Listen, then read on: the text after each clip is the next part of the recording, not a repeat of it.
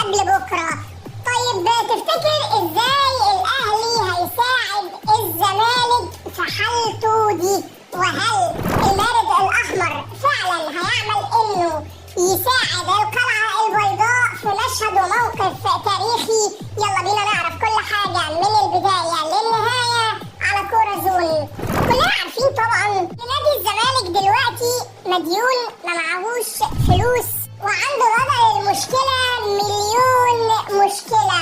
طبعا احنا كلنا عارفين دلوقتي ان يانيك فيريرا مشي. يانيك فيريرا بقى مدين الزمالك كده بحوالي 450,000 دولار. 450,000 دولار دول هيعملوا مشكلة لخزنة النادي خلال الكام ساعة اللي جايين، خصوصا ان الراجل مشي وما وصلش لتسوية مالية طبيعية تقدر من خلالها ان انت تضمن حقك.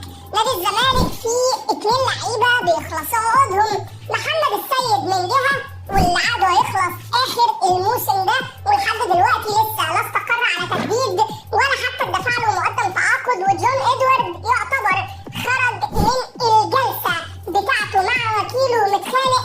اما التاني فهو حسام عبد المجيد. حسام عبد المجيد في ناس بتتكلم عن وجود عرض احتراف بيمثل كوبري ليه هيقعد من خلاله موسم مع الفرقة دي ويرجع مرة تانية على النادي الاهلي او بيراميدز، ايهما بقى.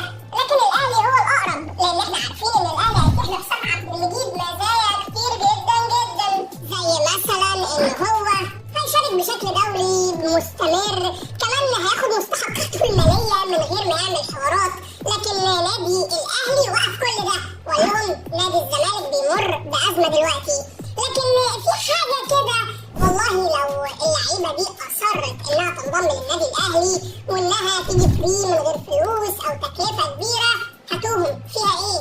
وده كان تفكير 2 ياسين منصور وسيد عبد الحفيظ، اللي قالوا إن هم مش هيدفعوا فلوس على الهوا وخلاص، لا الدفع لازم يبقى بشكل منتظم ومنظم، ومعرفش مثلا أجيب أبو 3 جنيه بمليون جنيه، لا الأول هيبقى فيه دراسة لموقف اللاعب وحالته، وكمان هل هيفيد النادي مستقبلا ولا لأ، وبعد كده بقى أقيم هديله كام، هعمل معاه إيه. دي حاجة من الحاجات اللي بتميز إدارة الأهلي الجديدة، إنها إدارة فاهمة كورة وبيزنس، وطبعا الاتنين بيبقوا مكملين لبعض، لا الكورة تقدر تستغنى عن البيزنس ولا البيزنس يقدر يستغنى عن الكورة.